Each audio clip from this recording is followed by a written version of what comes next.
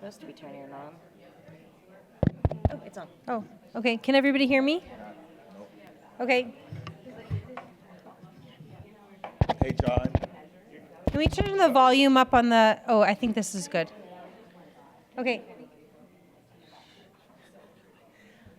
Welcome, everybody, to our Stop the Stigma EM talk about shining a light on the hidden mental health experiences of emergency physicians.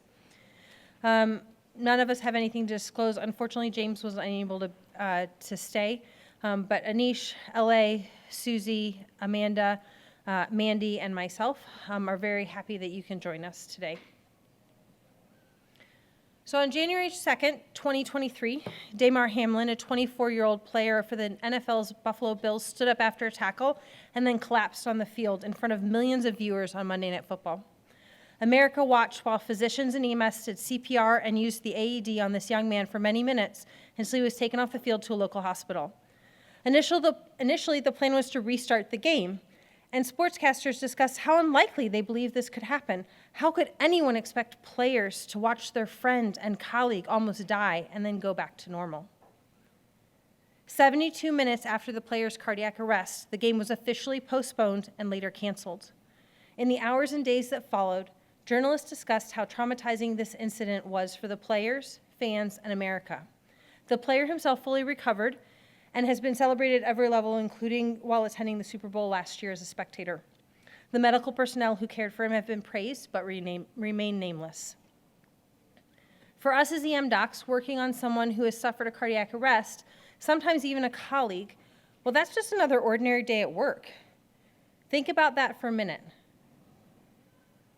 When the general public experienced once what we as EM docs experience every single day, America spends weeks talking about it. Is it any wonder that physicians have higher rates of depression and anxiety than the general population and other professional groups, with EM docs regularly leading the pack? In 2016, a survey showed that 60% of physicians surveyed had experienced some form of mental illness, depression, anxiety, trauma, etc. Physicians do seem willing to disclose their mental health struggles, at least with family or friends, with 73.4% of respondents to a previous survey stating that they would feel comfortable disclosing a mental health illness to family or friends. But when it comes to those who are in the trenches with us, there is an odd silence, as in the same survey, only 6.5% of the physicians said they would feel comfortable disclosing to colleagues. Granted, 7.2% said they would not feel comfortable disclosing the information to anyone. Per the Lorna Breen Heroes Foundation map, a foundation dedicated to reducing burnout of healthcare professions, there are reasons physicians don't disclose their mental health struggles outside of close friends and family. 32.5% of physicians fear career implications if they disclose, while 19.9% fear the stigma associated with mental health. Where does this leave us as emergency physicians?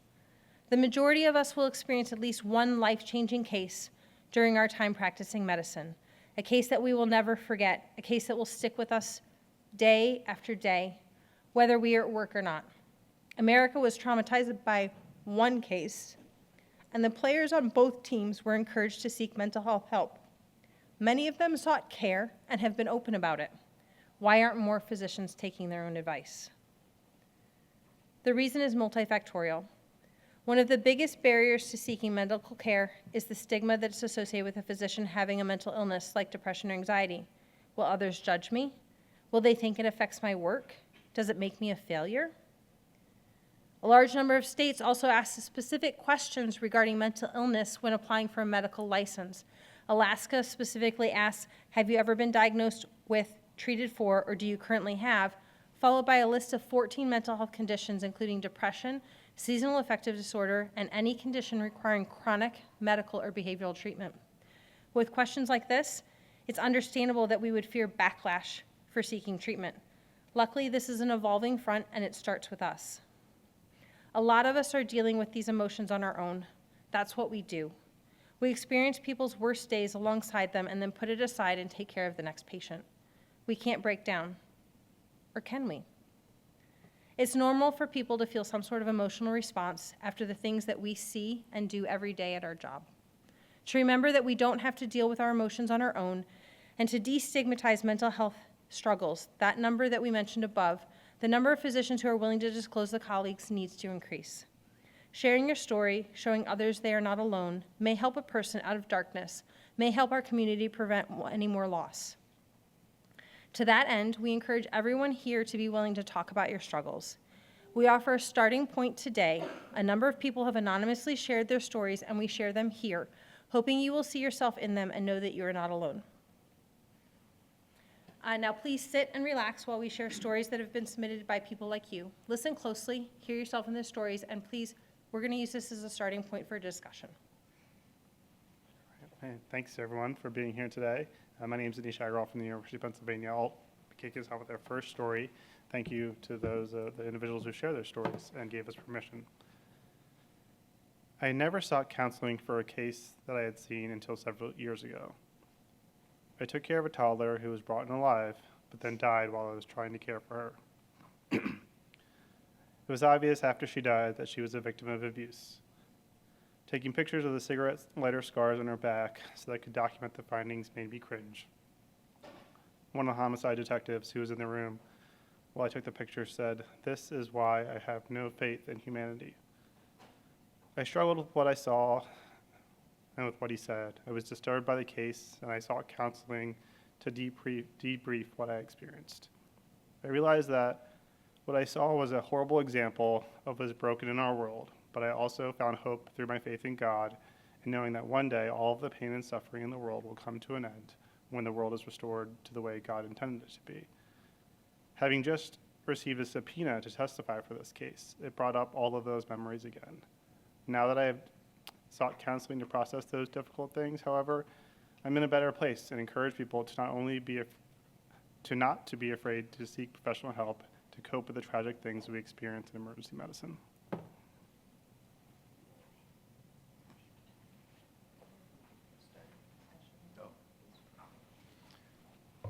Hey everybody, L.A. Alvarez, I'm the Director of Wellbeing at Stanford. I also run the peer support program for our institution. I think one of the things that we're going to be hearing today would be some of our experiences that we've had probably will be resonating with each other during the beginning of the pandemic. I also just want to pause here to just acknowledge that a lot of these stories can hit home, and so just as out of respect to you, if it gets too much, feel free to step out. Totally not going to offend us at all. If you want to talk to us later on, we're also available. Again, the whole idea of this is to just humanize the roles that we have beyond just physicians or physicians in training, and really recognize that we're also struggling just as everybody else, and oftentimes we just don't get to show that. Along with this is also sometimes the successes that we don't even take to acknowledge because either we don't think that we're good enough to celebrate them, or we compare ourselves to our colleagues that maybe whatever we've done is not comparable to what they have accomplished. So with that, you've heard in this one narrative, for instance, there's many things to tease out there. There's abuse, there's the vicarious trauma that we experience simply by taking care of them. There's the re-traumatizing instances when we get subpoenaed, let alone if certain things happen and we get subpoenaed for a different reason, like we're being sued. And so these are all common things, and in my experience, we don't talk about them. In fact, we are often we're so worried that getting that subpoena letter is so nerve-wracking that I don't know if any of you have felt this, but for me, having worked in a county hospital, especially on weekdays or weekends, I would get subpoenaed a lot for either expert witness or I testify with whatever was happening. But every single time, whenever I get these letters, I get palpitations because I think that I screwed up and I think that I'm being sued. And so we have to talk about these because oftentimes if we don't find an outlet, one of the most painful things that I've heard when I was an APD was one of our residents graduating, and I saw them in one of these events, And them sharing that, you may not know this because I was told to not talk to anybody at all when I was being subpoenaed. And for somebody to go through that for 2 years, 3 years, and not have anybody to talk to is I think, cruel, especially in a specialty where we are expected to take care of others. And so I hope that by starting off with this kind of invitation to hear out some of your experiences, some of your perspective, we can hopefully normalize the experiences that we get, and also be there for each other. We may not all agree with what we're experiencing. We may have other opinions that shoulda, coulda, woulda. Well, all the same, just know that somebody, either in this room or outside, people are struggling from the many experiences that we're going to be sharing here today. Dr. Deutsch. All right. And if any of you want to share your own stories, want to comment, please just raise your hand. I will run around with the mic so that people can feel free to do that. And I'll start out with a story as well. So, and I appreciate everything LA just said. I still remember in residency, and I'm sure this probably will feel familiar, I imagine, to a lot of people. I was a senior, I was at our trauma center, I had just had another patient die from gunshot wounds, and I went and disclosed to the family, unfortunate, what had happened. And of course, I always am emotional when I tell the families, but I think it was my second or third that night. So I actually kept it together, went back, started to figure out, okay, the death paperwork, which anyone in Pennsylvania knows is a pain to do to begin with. And then, okay, I have to figure out what I'm gonna do for all my sign-outs, what's going on. And my co-resident came in, he's like, Amanda, how's it going? Like, let's get you out of here. And I was like, whatever, like, just go over there for a second while I do everything. And, we kept going. And then he was like, how are you? I was like, I'm fine. Let's just give me a second. And then he finally was like, Amanda, what's going on? How are you? And I started breaking down into tears. And he was like, you know what? Let's go by the CT scanners for a second. And just grabbed me, pulled me into a hug, and was like, take a breather. It's okay, and you don't have to talk about it, but like, let me take the sign-outs and you can do whatever it is you need to do right now. And it's that, it wasn't that it was different from any other shift, unfortunately, but it was just that one colleague for a moment saw it and gave me that space that was pretty impressive, I thought. And it reminded me it's okay to show that too. And I think that's hard, because you're like, you don't want to show it to your nurses, you don't want to show it to your maybe the second year that's behind you, you're like, I want to be strong. But it's also strong to actually feel the emotions and to show that you're human, which is, I think, what it comes back to.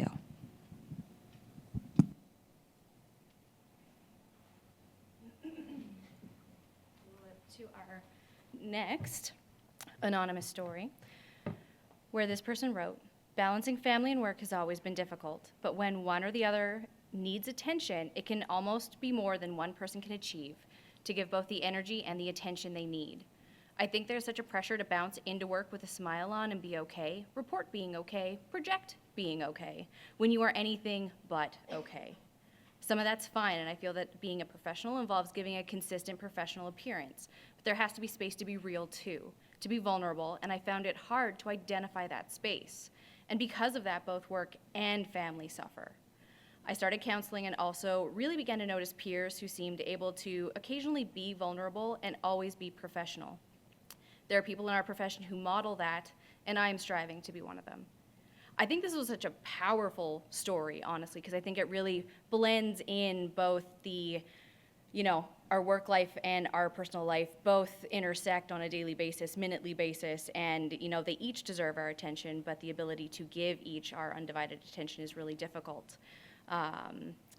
My father died this year, and having the ability to keep going to work and maintain, professionalism and set up for these talks, it was really difficult. It was really difficult to, get up every day and, do my work and, carry on. But, I had some really good friends that listened to me, occasionally sob at watching a movie that reminded me of him. And, each day got better. It got easier, but we still need to have that space to be vulnerable.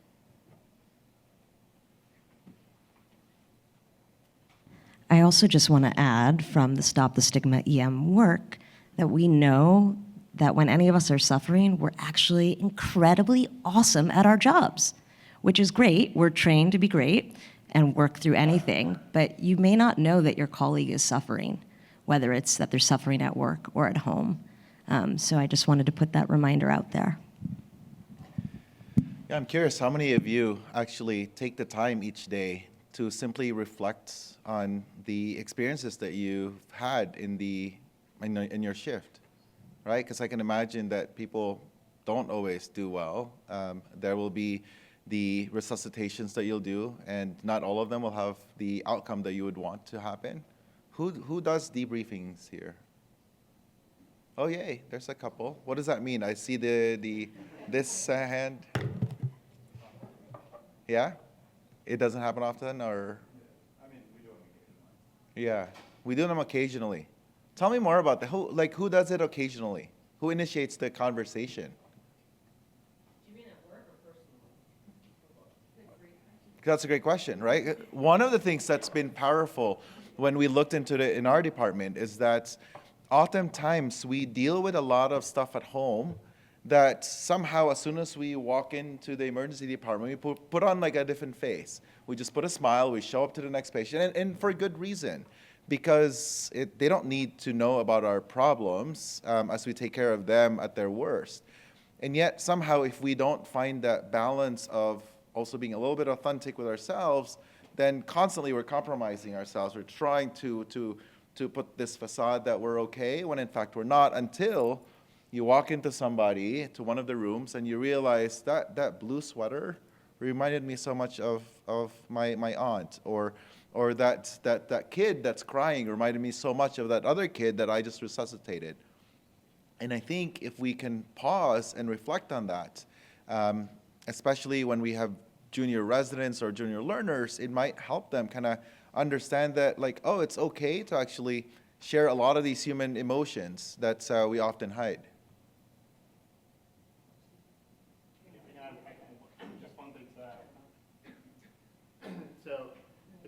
It's so dry in Arizona. I'm just saying that we're not like choking up here. I literally just, dry. yeah, that would be okay. That's the whole point. So this is like, just for me being like such a concrete well-being person, which may seem paradoxical. At our shop, we realized we did not have space for this. And so one of the things that a lot of people would come to me and say, well, hey, Nish, it's great that you say these things, but like, what do you actually do, right? And like, how do you actually operationalize this? And so this was driven by our residents years ago. They're like, we need a space and a time to talk about how do we cope with the stuff that we do and deal with. And I said to the residents, sort of surprisingly, I was like, well, y'all don't have one? And I was a resident at the same program. And so they're like, no, we don't. You know, some people said I would go home and sob to my spouse or partner. Others would say I would just, go for a run. Others would say I don't do it because I don't need to do it, and that's part of the job. And I would argue against that a little bit. And so what we did was we created time outside of work. Wasn't every day. It was sessions where, honestly, the residents would just come over to my house, see the chaos of an attending household with 2 small boys, and we would just have an open forum to talk about tough cases. I named it some fancy thing that was coping with the emotional stress in emergency medicine. That quickly got renamed by the residents to Beers and Tears. And not that the alcohol is necessary, nor it was just, that's just what they called it. And it's still running, and it's to the point where it's just resident sort of driven. So for the trainees in the room, or even for the faculty in the room, you have to create the spaces sometimes. Not everyone will come. The people that want to come, and sometimes we were twisting some arms to say, oh, hopefully not. It's not just Anisha and a bunch of pizza at his house. And what it was always the folks, as they were like, oh my gosh, I didn't know how much I needed this. Thank you for hosting it. And so creating the spaces does sometimes take time and effort and persistence.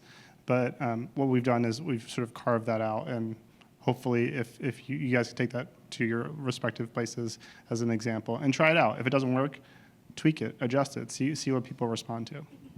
In true emergency medicine fashion, we're trying to solve the problem already. We're giving you solutions of what to do, right? Which is okay. I'm just calling that out because I was like, I'm hearing solutions. Go ahead. So I think it's great that you created that space, and then I know that in our program, there's like a resident push to create similar spaces. Yeah. But, okay. Hello. I'm Kirsty from New Orleans, second-year resident. We brought it up to our program, and then there was kind of a pushback, and then the idea kind of just fizzled. Yeah. And I guess, what is some of the language that you guys as faculty have had with residents who are passionate about creating some of these spaces to find a good compromise? Because what we wanted created wasn't what the program wanted, and just to have that conversation be more productive. Yeah, that's a great question. I see many people in the audience also I- here in like I would leadership ask- positions. I would ask the question is, does it need to be official? Yeah. Does it have to have the support of the program for you to do it? Can it be unofficial? I mean, technically, our Women in Emergency Medicine Night is unofficial, right? One of the APDs literally has a calendar that she publishes, and people can just have breakfast with her because she's a nocturnist. I just schedule times to meet with the residents. You can do something without necessarily the support of the program, and I think sometimes we like to say, oh, there's some pushback, I'm just gonna let it go. But sometimes if it's really important to you, you just have to say, screw it, I don't care what the official thing is, as long as I'm not creating problems, right, because you're not. And sometimes it's almost safer if it's unofficial, right, because if you make it official, especially if someone discloses something, then you start to worry about, okay, what are my responsibilities as the program? Yeah. So, I guess the one concern I would have is, like, after I leave, to leave something sustainable if it is helping people. But I guess there's other ways to do it. find a champion in every class. There's going to be somebody, and I know you're at LSU New Orleans? Yeah. You guys have a 5-year EMIM program, right? Mandy's part of it. You've got people who are there for ages, right? They're there forever, right? So, and to be honest, EM's hard, but so are the residencies. Maybe you find a champion in another residency. It doesn't necessarily have to be EM all the time. It's obviously easier because you know what it's like in the trenches, whereas the IM folks don't know what it's like in the EM trenches because they come down and don't want to see any single patients and then disappear. But it doesn't have to be official. Also, you can call it supportive debriefing or diffusing, which is in the literature. So if you need help on getting support or making it official, feel free to message us. This stuff is out there. We have experts in this that are in this room, that are sitting with you, that are standing. We will help you because this is important. And debriefing happens for quality improvement. So can supportive debriefing or diffusing, whichever thing you want to call it, if you want to make it official in the hospital as well as outside the hospital. And building on that, I was just going to say, like, be realistic in where you start, official or unofficial. But we started a million years ago by taking a noon morning report, which I don't know if people have, but most have some version of that. And we just said, we're going to talk about cases. And we didn't call it anything fancy, and like little by little it percolated through that we were talking about the cases that were haunting people and not about the medicine. And it kind of socialized itself and grew as people saw there was no agenda. But something that Ellie said earlier that was, so powerful about the blue sweater, or you look at someone, I've done tons of clinical debriefing, like many of us have, and I think we all know in the room that what they say we should be debriefing is often not the stuff that's sticking with us or keeping us up at night. I think sometimes it even surprises us what we need to talk about or what lingers. And I think that's where the beers and tears and no agenda, we're just gonna sit and be human. And you may all stare at each other in the beginning until you figure out that it is a safe space or someone is, brave enough to share something. But I would say even starting really small and not needing funding and building it into something, or can you do it at the end of conference, just voluntarily, whatever it might be. Sometimes we all try to do the big, ideal, formalized thing, and that's hard, but getting some momentum wherever you can, I think is really important. Hello. I'm Abby Borowski. I'm a med ed fellow in Philadelphia. I was just going to say, going back to the immediate debriefing for a second. So I know, doing that faces its own challenges with, how busy we are in boarding, et cetera. I had a really tough case this past week that was like the first case I had as an attending that was like someone came in, walking, talking, seemingly normal, and then passed away, and we still don't know why. And it sort of hit me afterwards, like I really wanted to be that person that could be like, hey guys, like we need to debrief this case. And I felt like that was suddenly on my shoulders, which I wasn't expecting, but was like, yes, like this is my responsibility. But it really like took everything that I had to just like talk to the resident about it, talk to the nurse and thank her for everything she did, like that type of a thing. And I felt like I just didn't have it in me to actually facilitate the whole group debrief. And so I wonder, like, from your perspective, is there anything, is that okay? Like, should I have just kind of sucked it up and been like, this is going to be better long-term for everyone and just done it? And like, if I cried, I cried, you know what I mean? I just wasn't expecting to like feel that burden, I guess. Like I felt guilty afterwards that I wasn't able to do that because I felt like I should have been able to do it for the team, if that makes sense. I pulled out my notebook because there's a lot of wonderful things here, and I won't be able to remember this as I moderate. So yeah, I think Amanda has some words to say. Yeah, Abby, thank you for sharing that. I know I'd heard about that case already, obviously, and that is okay. I do want to also really emphasize that if you do diffusing, which is talking about these emotions of it and not just the quality part of the cases, it's okay to recognize that maybe all you can do is have a pause for a moment of silence for everyone, and recognize that maybe you need at least 24 hours before you come back to these cases. When LA and I studied this, there is data that there's a sweet spot of the 24 hours to 72 hours to truly acknowledge that what everyone went through, and then it's okay to not immediately, and that we probably actually need that space because of what it is and how tough it is. That's not to say that sometimes you don't still need space on your shift. I know LA is great at going and walking and getting a snack when he needs a moment. I love food. And doing something to recognize maybe it's not the right time to go into the next room. But I think it's okay to not be able to acknowledge how hard that was for all of you in those moments. So I don't think you did anything that's incorrect or wrong. Just to add to that, it's okay, I would say, from my perspective, encouraged. I see some of my residents trickled into the back of the room. What we do, again, in a place that sees too much gun violence, we do have a pause for the team and to honor the patient's life immediately following time of death. That is a great start. If you haven't instituted a pause or just a moment of reflection, it's a really solid moment for everyone to get together. I wanted to add, I think one of the benefits of being a humanistic faculty or attending is you can lead with compassion. And so some of my strongest friendships with nurses or techs have come from them seeing me not just walk out of the room and like throw my gloves in the trash and move on to the next patient. It's actually when I'm like, God, that was really freaking hard. And that was so horrible. And showing them that I'm a human for a moment. Those are the times when our other members of our team, I think, probably valued my leadership more than, knowing the right drug off the top of my head or something of that nature. So I would say, do it. I mean, you can be human at work, and that's totally encouraged. I'm going to say two things. First of all, there is a talk tomorrow at 3:30 on the well-being debrief. If you have a chance to, I think that'll cover a little bit of this, worth checking out. But I think being human is huge. I've had a lot of really good success I am the queen of showing up to work and saying, you know what, today I'm not in a great mood. I'm just going to warn you, here's the crumble. I'm going to pre-treat you for the fact that I'm probably going to be a bit of a bitch today. It's not you, it's me. But it helps because I had a day the other day where I was on the second of 2 12-hour shifts in a row. I was very, very fortunate that I had a really solid senior resident with me. And 3 days before, I had seen a gentleman who'd come in. He'd had some chest pain. He had waited until after his anniversary dinner to come in because it was his and his wife's anniversary. And he'd actually had a negative stress test 2 weeks before. His troponin was up a little bit, but nowhere close to where it was, and it actually was downtrending. So we're like, hey, you're great. Come back, any problems. He coded during that 12-hour shift I was there. He showed up coding.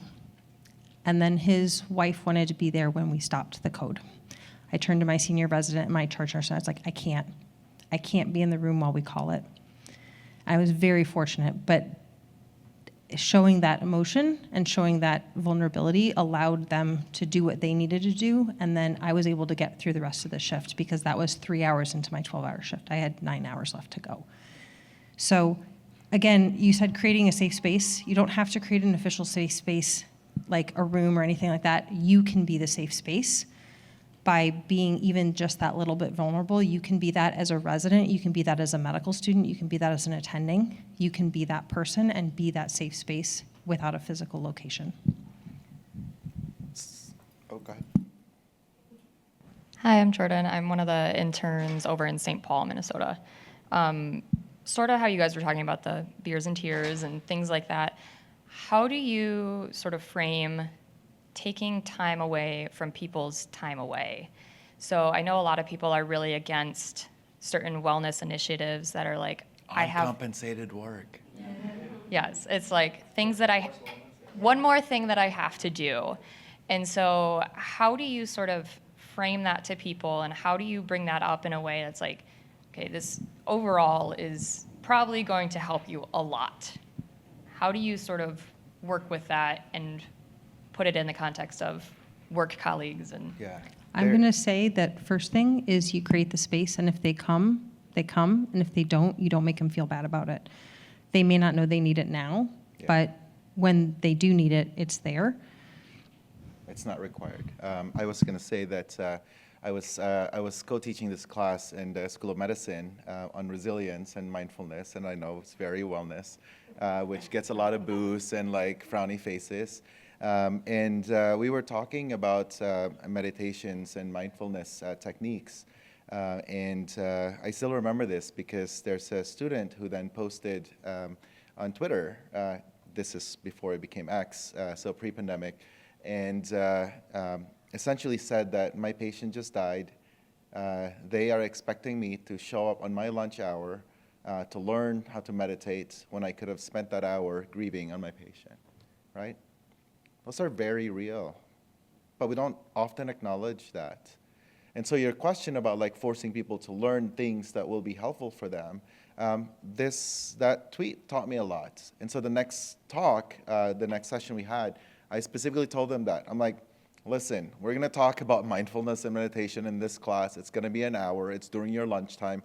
I know.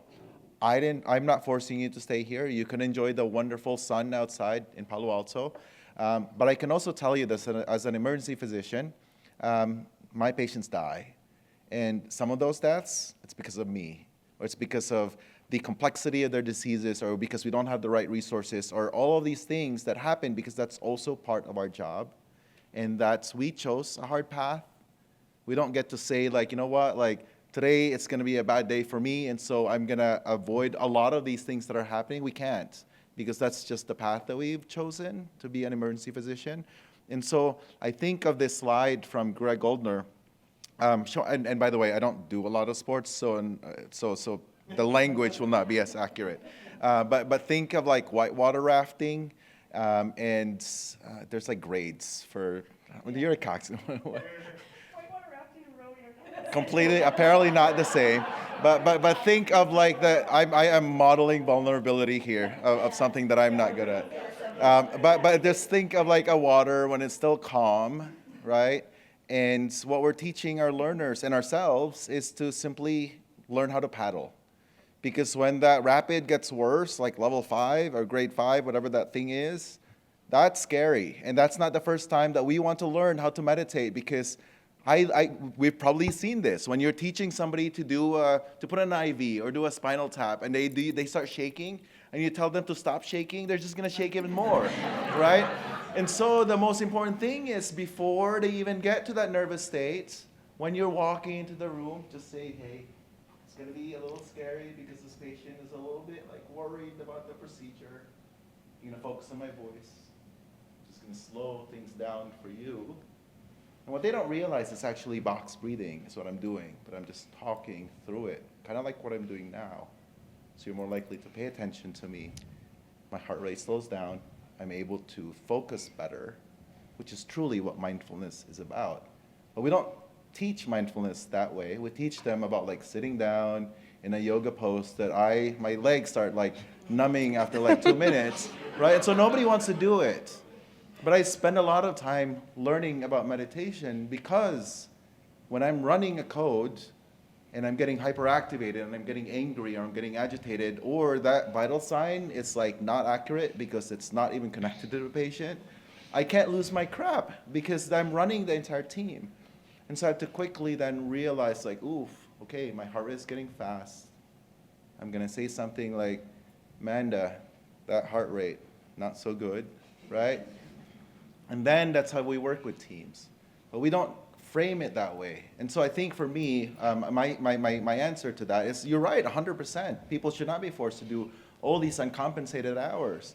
Just like maybe we should do this like on our own time, such that we can have a time to just have a gathering, to talk about the things that we don't often talk about. One of the efforts that we've learned at Stanford is the idea of commensality. Simply going to dinners or brunch or breakfast, whatever you like, and spending at least an hour, but with a directed question. So like I just did this for the first time actually last week, because the program is so robust that WellMD for our institution is actually giving us money to like go have dinner, to try it out, just to test it out, to see, because not a lot of people will do this, because it takes a lot of time, it takes a lot of energy, and also you're asking people to be vulnerable.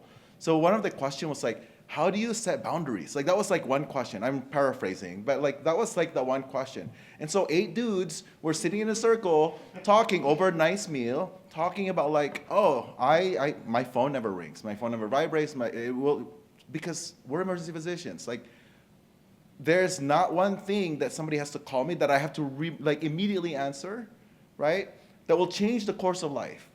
Because in emergency medicine, like we are resuscitating. And outside of the emergency department, like even my family, if they're really in trouble, like they should probably call 911, not me, because there's nothing that I can do to help them. And so like that's just my way of setting boundaries. And so like, but then I learned from 7 other people on how to do that. So that kind of answers that other question earlier about like, what if the institution does not support having these like formal sessions to debrief or to talk? I love constraints. In my role as a well-being director, I love when people tell me like, you can't do this, I gravitate towards that part, because then I want to understand what that is. Like, is it really true, or is it like a false fail? Like, is this just because it's written somewhere that's not, and maybe we need to update that? That's great scholarship for people who's like interested to change things, right? Or in your case, for instance, and I'm not picking in your program, just the hypothetical, that general direction that like the program did not want to create like a peer support event, you probably have social workers. And they are wonderful, well-trained people who really care about the work that they do, and I would partner with them. For me, one of the ways that I've been able to have really challenging conversations about topics that we're not even allowed to talk about is I talk to the grief counselors. I talk to the chaplain and have them facilitate that, because number one, they're free, and number two, it makes the hospital feel good that they're also taking care of the people who have the highest burnout in all of the medicine specialties. And so for me, again, just understanding constraints are very helpful, because then I get a lot of these like creative ideas. So next time, instead of using the paddling idea and the sports that you don't understand, how many people here learned the alphabet when they were like 2? No, you guys, nobody knows how the letters of the alphabet? Why do we learn But see how ATL? awkward that was? So you're like, Why do you learn ATLS's A, airway, B, breathing, C, circulation? Because when you get stressed, you get stupid, and you know the letters of the alphabet, and you've known it for at least 20 plus years, right? Same type of thing. You learn the paddling when the water's calm, so when you get stressed, you can still paddle. So we're going to go back to stories, because we gave you a lot of solutions.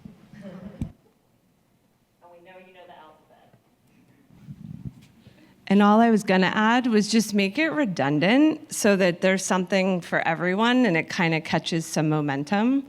And really see if you can integrate it into things that are already happening.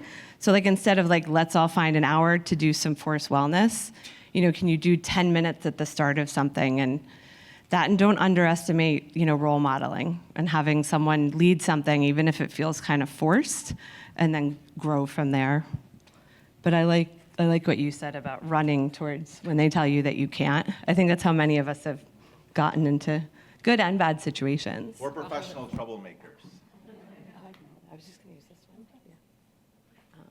Yeah. Can I rerun it? Oh, no, I just didn't want to block your. Okay. All right, so another anonymous story.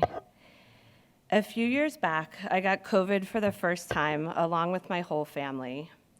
We all did fine. We'd been vaccinated already, and it was a pretty mild course. About a month later, I developed diffuse fasciculations all over my body. I had these in the past occasionally, but this was much worse. I started going down a rabbit hole thinking I developed ALS or some other neurodegenerative disease. I got more and more anxious about it over the course of about a month, and it ended in a pretty bad stress reaction. Fortunately, I recognized what was going on and was able to get in with my PCP quickly and start on medication. I also got some counseling. I was able to get in with a neurologist quickly, and the EMG showed that the fasciculations were benign. In retrospect, I've always had a somewhat anxious predisposition, but had always stayed compensated and even harnessed my anxiety as a driver for my performance academically. My job as an emergency physician didn't help, since I had plenty of mental images of decompensated disease, people with trachs and pegs, and I knew what the end of ALS could look like. Fortunately, I recovered fully, and I'm much more cognizant now of how our experience in our job can create mental distortions and catastrophizing.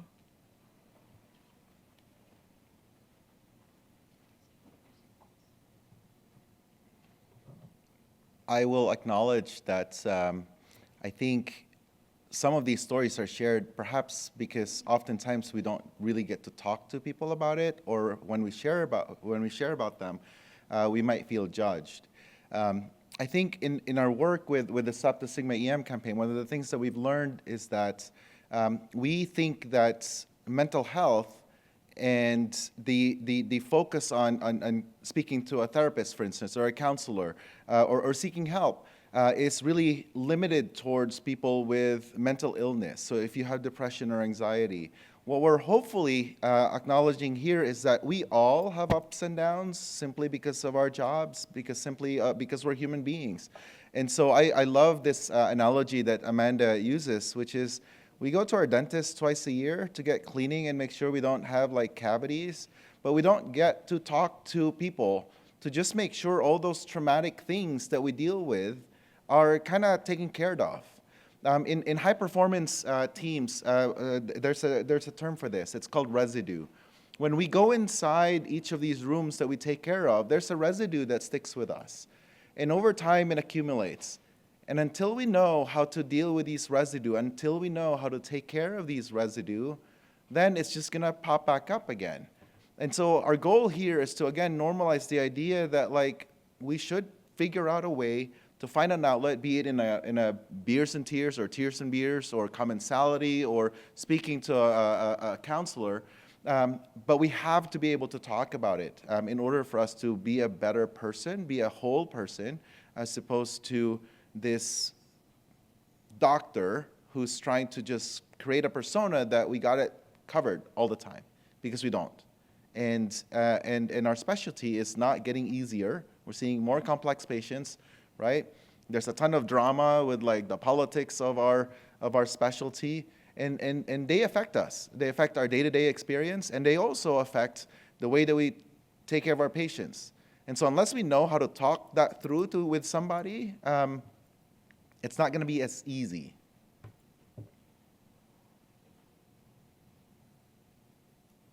Thank you for bringing that up. Hopefully, you've heard us Stop the Stigma EM, and if not, you're hearing about it now so that you recognize we want you to take care of yourself on these days. And I think one easy way to think of it is, for those of you that are working clinically, when is the last time you've had a shift that you just came away and you didn't feel angry about anything or sad? Anyone? All right. Isha's like, maybe I've been great. So, right, we all, like every shift, there's probably something whether it's little, it's small, maybe it's your colleague annoyed you for a second, right? It all affects us. And so each thing, it's important to just acknowledge of how hard our job is. And you don't have to make it too complicated. A pause, a minute pause, but saying that out loud, hey, can we just take a pause before we go see that next patient next door? Oftentimes we do this when the patient dies. It's much easier, right? Because the whole team kind of have to stay there, and then you pause. But the most traumatic things for us are really the most, that happen more commonly are the ones that they don't die. And then half of our team go to the ICU or they go somewhere else, and then we don't even get to talk to each other. But at least a pause, an acknowledgement that there's this human being that we just worked on together, right? And your story is going to be different from your story versus your story because we're seeing things differently. And maybe just having a pause to acknowledge that was not easy. Or maybe it was great. Like the things that you normally would high five, that was a great like save. Just pause and acknowledge that.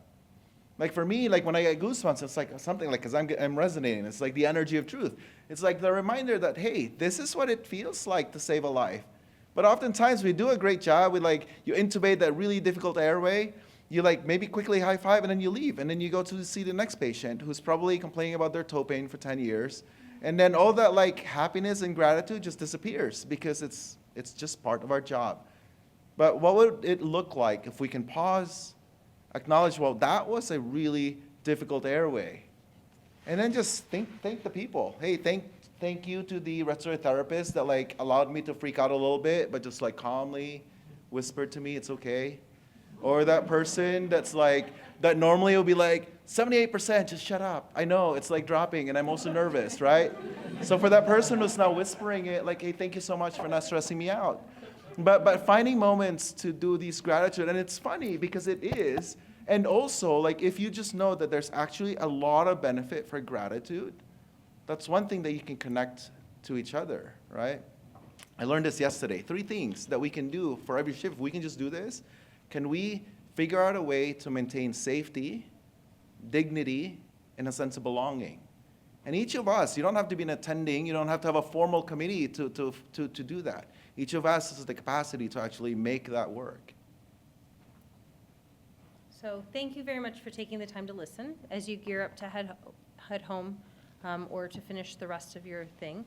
We have a few takeaways for you. In addition, if you are interested in more stories, Rita is leading a group tomorrow at 5:30. Take a look for it, storytelling. Maybe you'll be brave enough to share if you have the opportunity, or just go listen and find out that you're not alone. So tell your story. Encourage open, honest, caring conversations. If you're struggling, tell someone, don't suffer in silence. Build community. Watch out for each other. Take breaks. I can't tell you how many times my residents get told to go to the cafeteria. Reach out to your colleagues. Cultivate daily self-care habits, whichever works for you. And know the warning signs of a mental health crisis, both in you and in others.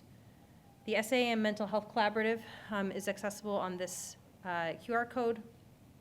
You can also download this, by the way. There's also hotlines and call centers, again, in your slides, and we're happy to take any questions, or if you guys want to come and talk to us, please go. Feel free. We actually have something. Sorry, we have cards for Stop the Stigma. All right, y'all. So this is one of the projects that I worked with the Stop the Stigma campaign for. It's a little badge buddy. We had some printed, so we can actually hand some out. But basically on the front of it, I think the most important quote that we had on here was that it says, "Support matters. You're never too new to support a colleague." So I think that really kind of puts the onus on every single one of us that, you know, we have responsibility not only to our patients, but to ourselves and our colleagues as well. It has some information that you can use the QR codes with for how to lead a diffusing conversation, and then some grounding techniques, including box breathing and the rule of 3. So I don't know if I have enough for all of y'all, but I have some, so make sure to grab one on your way out. They're great. They're like those different colors, like if there's like code red or code blue, you can put in your badge. And then this one is just like, this is how I would do a diffusing session. So for those of you who's like, I want to do it, but I don't know, and I want to do beyond pause, this is a great resource for it. And again, hit us up. There's a ton of resources in here, but definitely in the QR code here. We have partnered with every emergency medicine society's group to make sure that everybody talks about this. But we are emergency physicians, and we are not great with talking about things like this. And so we commend you and are grateful for you for even spending this hour with us. And so with that, thank you so much.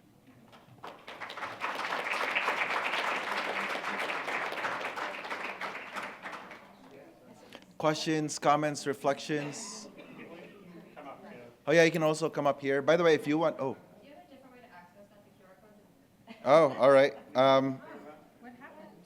It's all right. It's. Also, if you want to join StopTheStigmaEM or have ideas for it, please let us know. We'd love to hear them. You'll be able to go to the SAEM website. So actually, literally just type in #StopTheStigmaEM. It will show up because it'll take you to the SAEM website, and then that's where our stuff is. Yeah. If you're also trying to figure out how to do it in your program and you're having some challenges, another thing that we were able to pull off was you partner with other institutions. Because then all of a sudden it's not just one person doing it, it's multiple institutions. And then in the end you can have a multi-institution presentation, publication, whatever. All right, bye, thank you.